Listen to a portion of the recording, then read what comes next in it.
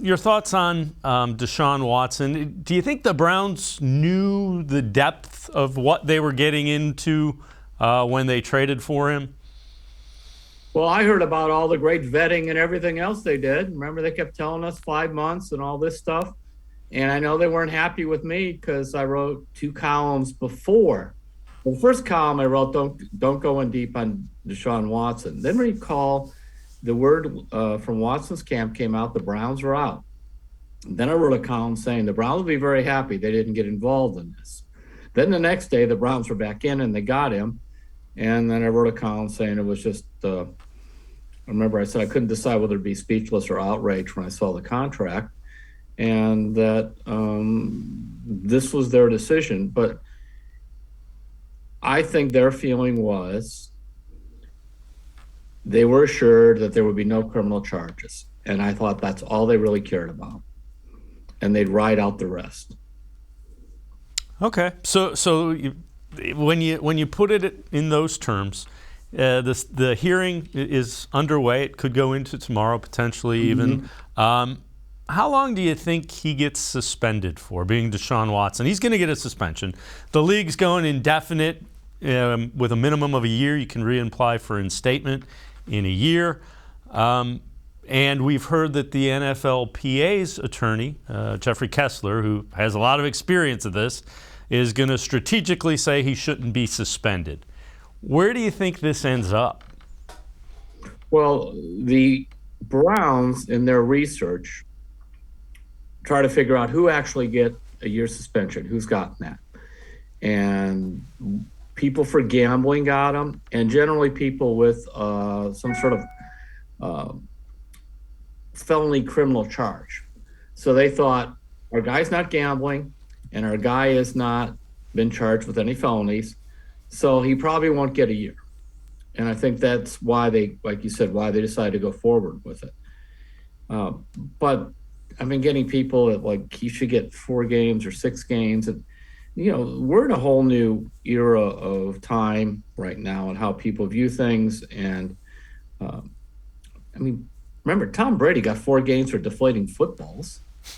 Myles Garrett got 6 games for, he got kicked in the unmentionable, shall we say, and then whacked Mason Rudolph with a helmet and an on-field brawl. Kareem Hunt got 8 games, but that also didn't count. Remember, the Chiefs cut him, and he lost his salary. And then the Browns picked him up on what amounted to a minimum, almost make-good contract. So those were different penalties, different times. And then, you know, they're going to bring in all the owners. But I just wanted to set the context and how the Browns were looking at it. But I think they didn't understand that this is a strange case.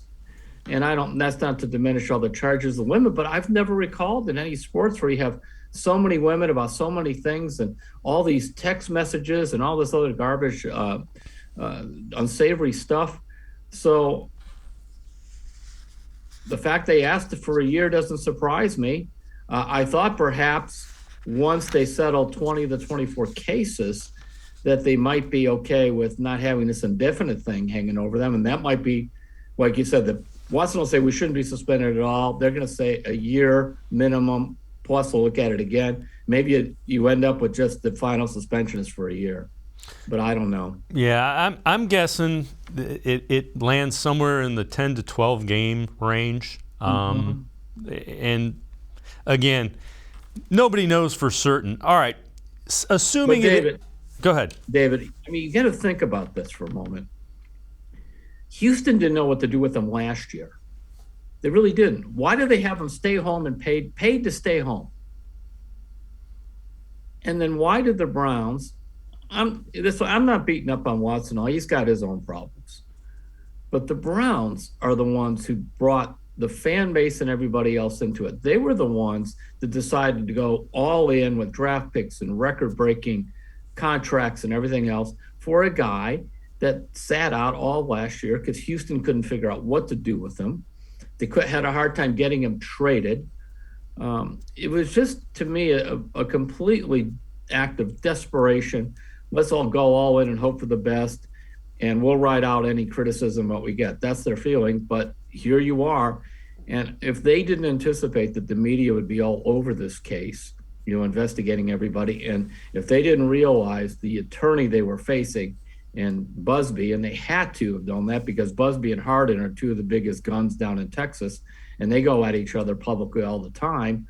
They were just really naive.